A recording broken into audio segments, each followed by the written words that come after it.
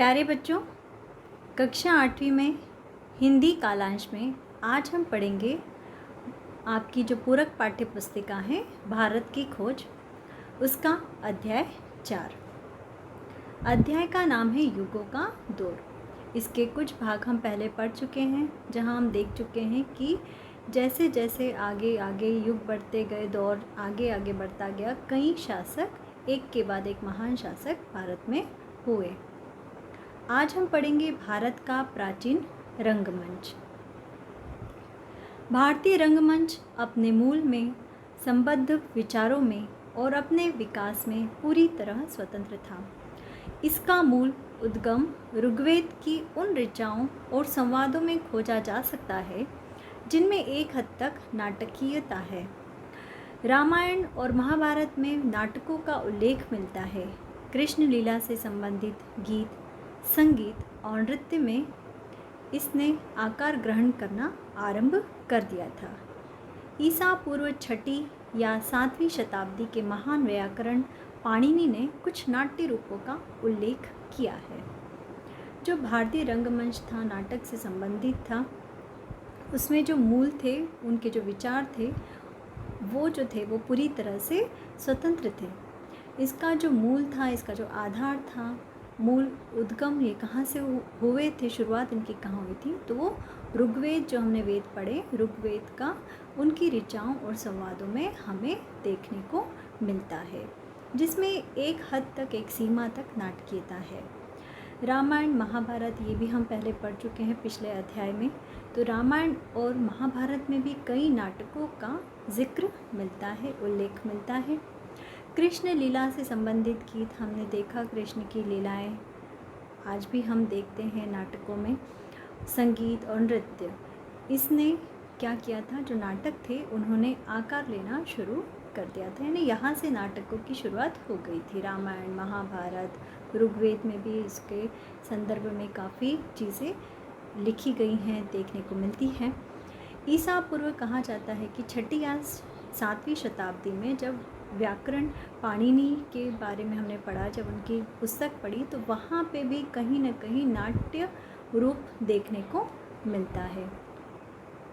रंगमंच की कला पर रचित नाट्य शास्त्र को ईसा की 3री शताब्दी की रचना कहा जाता है। ऐसे ग्रंथ की रचना तभी हो सकती थी जब नाट्य कला पूरी तरह विकसित हो चुकी हो और नाटकों को सार्वजनिक प्रस्तुति आम बात हो। तो जो नाट्य शास्त्र है, वह जो पुस्तक रची गई थी, वह ईसा की 3री शताब्दी में ही रच ली गई थी।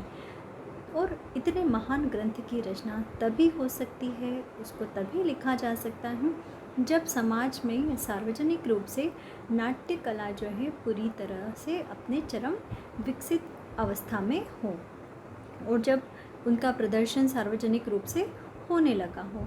जब इस तरह के नाटक आदि की प्रस्तुति हुई होगी, तभी उनके आधार पर किसी एक शास्त्र की रचना की गई होगी। तो कहने का मतलब ये है कि ईसा की 3री शताब्दी से ही हम कह सकते हैं कि नाटक, ये जो कला थी, ये भारत में विकसित हो चुकी थी। अब यह माना जाने लगा है कि नियमित रूप से लिखे गए संस्कृत नाटक ईसा पूर्व 3री शताब्दी तक पूरी तरह प्रतिष्ठित हो चुके थे। जो नाटक हमें मिलते हैं, उनमें पहले के ऐसे रचनाकारों और नाटकों का अक्सर हवाला दिया गया है जो अभी तक नहीं मिले हैं। ऐसे नाटककारों में एक भास था। इस शताब्दी के आरंभ में उसके 13 नाटकों का एक संग्रह खोज में मिला। अब एक अंदाज़ा ही लगाया जा रहा है कि कब से नाटकों की स्थापना हो चुकी होगी, कब से ये जो नाटक है ये लिखने की, इनकी रचना का कार्य शुरू हुआ होगा। तो फिर किसी ने कहा कि नियमित रूप से जो लिखे गए संस्कृत नाटक हैं, वो ईसा पूर्व 3री शताब्दी तक अच्छी तरह से प्रतिष्ठित हो गए थे। जो नाटक हमें मिले हैं, जिनके बारे में यहाँ पे नेहरू जी कह रहे हैं कि जो नाटक उन्हें मिले, उनमें पहले के ऐसे रचनाकारों और नाटकों का अक्सर इन्हें हमेशा हवाला दिया गया है जो अभी तक नहीं मिले हैं। अर्थात इन्हें जो मिला, जो खोज कर रहे थे, उसमें उन्हें जो कुछ नए नाटक मिले जिनके बारे में उन्हें पहले नहीं पता चल पाया था। ऐसे नाटककारों में एक भास था, उसका एक अलग ही तेज था। इस शताब्दी के आरंभ में उसके 13 नाटकों का एक संग्रह खोज में मिला। तो इसमें एक ऐसा संग्रह मिला जिसमें 13 नाटक थे। अब तक मिले संस्कृत नाटकों में प्राचीनतम नाटक अश्वघोष के हैं। वह ईसवी सन के आरंभ के ठीक पहले या बाद में हुआ था। ये ताड़पत्र पर लिखित पांडुलिपियों के अंश मात्र हैं और आश्चर्य की बात यह है कि गोबी रेगिस्तान की सरहदों पर तूफान में मिले हैं। अश्वघोष धर्मपरायण बौद्ध हुआ। उसने बुद्ध चरित नाम से बुद्ध की जीवनी लिखी। यह ग्रंथ बहुत प्रसिद्ध हुआ और बहुत समय पहले भारत, चीन और तिब्बत में बहुत लोकप्रिय हुआ। ये देखिए बुद्ध चरित जिसकी बात हम यहाँ पर कर रहे हैं, जिसे लिखा अश्वघोष ने। वे क्या थे? बौद्ध धर्म को मानने वाले थे, धर्मपरायण बौद्ध थे और उन्होंने बुद्ध चरित यानी बुद्ध की जीवनी पर पुस्तक लिखी।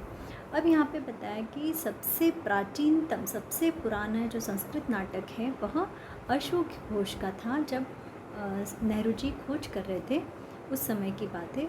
वह ईसवी सन के आरंभ के ठीक पहले या बाद में हुआ था और ये किस पर लिखे गए थे? ताड़पत्र पर, पांडुलिपि में, और ताड़पत्र पर लिखित पांडुलिपियों के अंश मात्र थे। और आश्चर्य की बात, सोचने वाली बात यह है कि उस समय वे कहाँ पे उनके जो अंश जो मिले, उनके जो भाग मिले या अवशेष जो मिले वो कहाँ पे मिले? गोबी रेगिस्तान की सरहद पर तूफान में मिले।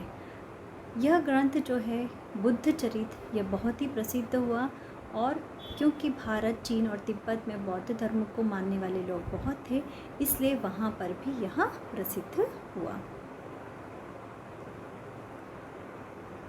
यूरोप को प्राचीन भारतीय नाटक के बारे में पहली जानकारी 1789 ईस्वी में तब हुई जब कालिदास के शकुंतला का सर विलियम जोन्स कृत अनुवाद प्रकाशित हुआ। सर विलियम जोन्स के अनुवाद के आधार पर जर्मन, फ्रेंच, डेनिश और इटालियन में भी इसके अनुवाद हुए। गेटे पर इसका बहुत ही गहरा प्रभाव पड़ा और उसने शकुंतला की अत्यधिक प्रशंसा की।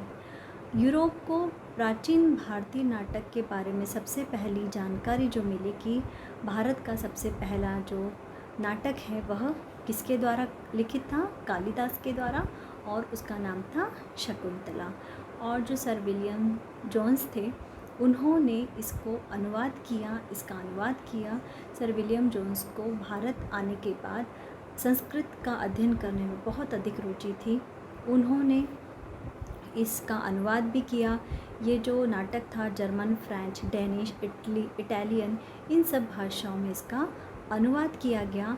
और जो गेटे थे, जर्मन के गेटे जो थे, इन्होंने भी इसे पढ़ा और उन्हें भी ये बहुत पसंद आया। इनका गेटे पर इसका बहुत गहरा असर भी पड़ा और उसने भी शकुंतला की बहुत ज़्यादा प्रशंसा की, उन्हें बहुत ज़्यादा तारीफ़ की।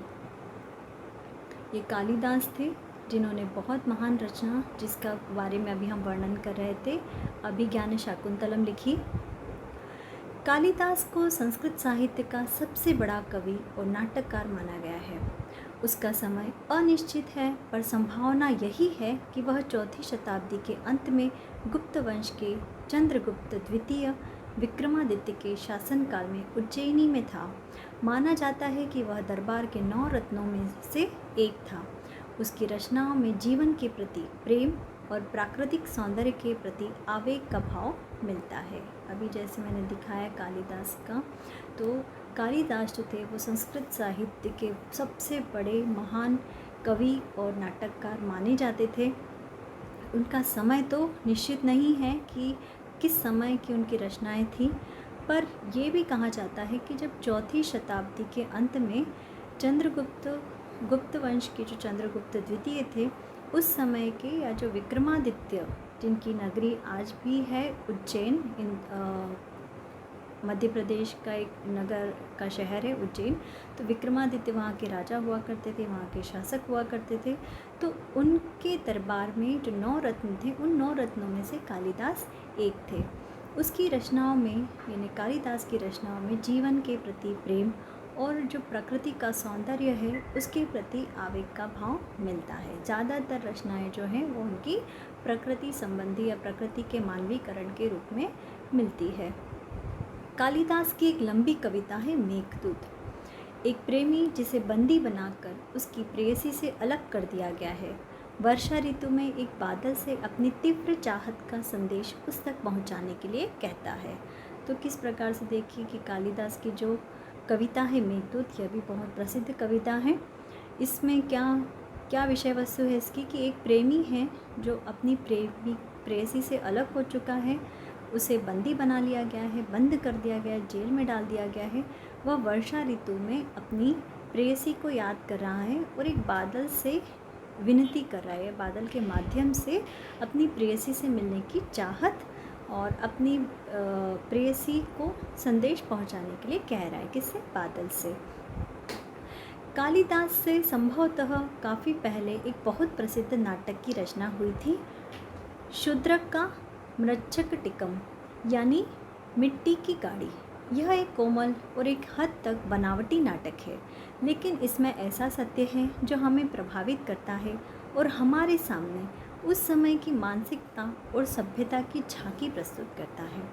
तो कालिदास से भी पहले एक और नाटक था जिसे कहा शूद्रक का मृच्छकटिकम और उसका अर्थ है मिट्टी की गाड़ी। इसमें क्या बताया गया कि यह जो है नाटक जो था यह थोड़ा सा बनावटी नाटक है, एक हद तक ये बनावटी नाटक है और इसमें कुछ सत्य छुपा है जो हमें क्या करता है, प्रभावित करता है, आकर्षित करता है और हमारे सामने उस समय की जो मानसिक स्थिति थी या मानसिक लोगों का जो मानसिकता थी और उस समय की जो सभ्यता थी उसका एक तरह से वह आईना दिखाता है। 400 ईस्वी के लगभग चंद्रगुप्त द्वितीय के शासनकाल में एक और प्रसिद्ध नाटक लिखा गया। यह विशाखदत्त का नाटक मुद्रा राक्षस था। यह विशुद्ध राजनीतिक नाटक था जिसमें प्रेम या किसी पौराणिक कथा को आधार नहीं बनाया गया है। कुछ अर्थों में यह नाटक वर्तमान स्थिति में बहुत प्रासंगिक है। राजा हर्ष, जिसने 7वीं सदी ईस्वी में एक नया साम्राज्य कायम किया, नाटककार भी था। अब यहाँ पे जो मैंने वर्णन किया अभी मुद्रा राक्षस, जो कि विशाखदत्त के द्वारा लिखी गई रचना थी, वह कब लिखी गई थी? 400 ईस्वी के लगभग। यह विशुद्ध राजनीतिक नाटक था। इसमें राजनीति के बारे में बहुत ज़्यादा चर्चा थी और इसमें कोई प्रेम या पौराणिक कथा या पुराणों से संबंधित कथा से आधार नहीं लिया गया था। कुछ अर्थों में जो आज की वर्तमान स्थिति है उसका ये है एक तरह से दर्पण प्रस्तुत करता है। राजा हर्ष, जिसने 7वीं सदी ईस्वी में एक नया साम्राज्य कायम किया, वे भी क्या थे? एक अच्छे नाटककार थे। हमें उसके लिखे हुए 3 नाटक मिले हैं। ऐसा 7वीं सदी के आसपास ही भवभूति हुआ, जो संस्कृत साहित्य का चमकता सितारा था। वह भारत में बहुत लोकप्रिय हुआ और केवल कालिदास का ही स्थान उसके ऊपर माना जाता है। संस्कृत नाटकों की यह धारा सदियों तक बहती रही, लेकिन 19वीं शताब्दी के आरंभ में गुणात्मक दृष्टि से स्पष्ट रूप से उसमें हास दिखाई देने लगा। अब यहाँ पे बताया गया है कि जो शासक थे राजा हर्ष, वो भी एक नाटककार थे और उनके लिखे हुए 3 नाटक भी मिले हैं। 7वीं सदी के आसपास ही एक और नाटककार हुआ भवभूति, जो संस्कृत साहित्य का चमकता सितारा था। मतलब उस समय उन्होंने कई अच्छी साहित्यिक रचनाएं लिखी संस्कृत में। वह भारत में बहुत लोकप्रिय हुआ। उसकी जो रचनाएं थी वो भारत में सभी लोगों ने बहुत पसंद की और केवल कालिदास का ही स्थान उसके ऊपर माना जाता है। मतलब कालिदास के बाद वे ही सबसे अच्छे जो संस्कृत साहित्यकार कह सकते हैं हम, वे थे। संस्कृत नाटकों की यह धारा सदियों तक बहती रही। यानी जो संस्कृत नाटक जो थे, जो रंगमंच था, वह बहुत ही लंबा साहित्य कह सकते हैं कि बहुत आगे तक इसमें रचनाएं लोग लिखते चले गए, लेकिन 19वीं शताब्दी के आरंभ में कहीं न कहीं गुणात्मक दृष्टि से कहीं न कहीं उसकी जो रचना थी उनमें उतना ज़्यादा रस नहीं रह गया, कहीं न कहीं उसमें पतन होने लगा, कमी आने लगी। प्राचीन नाटकों की कालिदास तथा अन्य लोगों के भाषा मिली जुली है।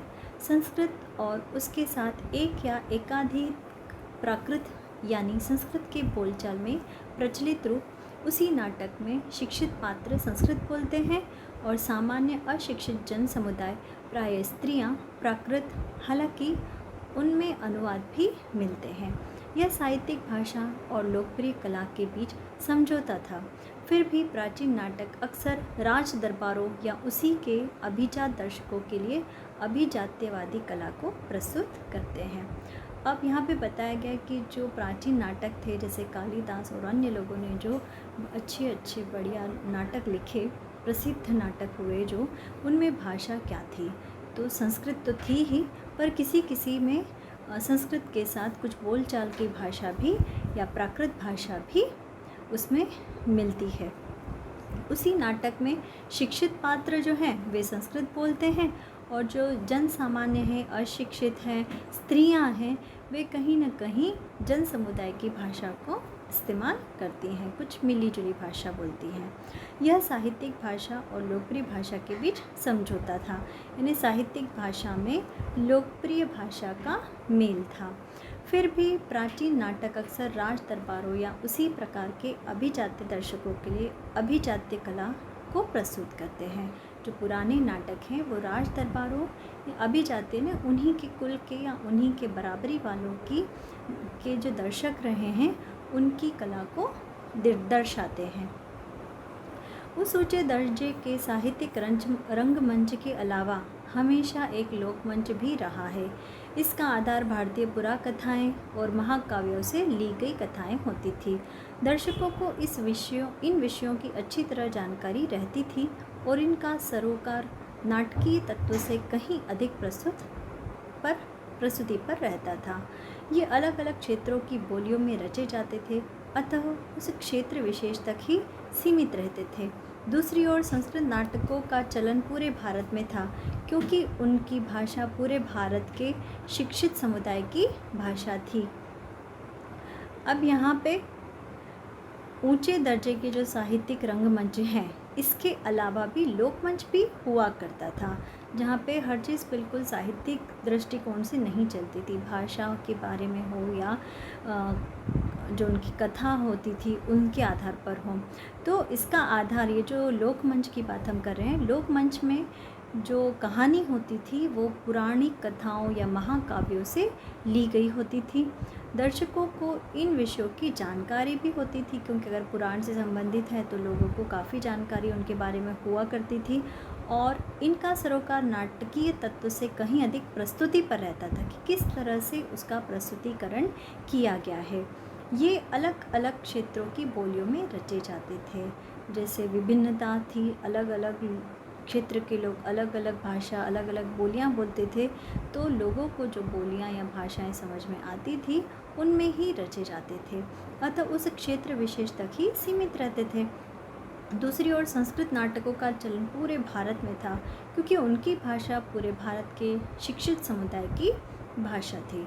तो संस्कृत क्योंकि शिक्षित समुदाय को, शिक्षित लोगों को समझ में आती थी, तो संस्कृत नाटकों का चलन भी इसीलिए पूरे भारत में रहा और पूरे भारत में जो शिक्षित समुदाय था उसकी भाषा संस्कृत ही थी। तो ये पूरे भारत में संस्कृत नाटकों का चलन रहता था। तो यहाँ पे हमारा रंगमंच का भाग ख़त्म हुआ। अगला भाग पढ़ेंगे हम अगले कालांश में।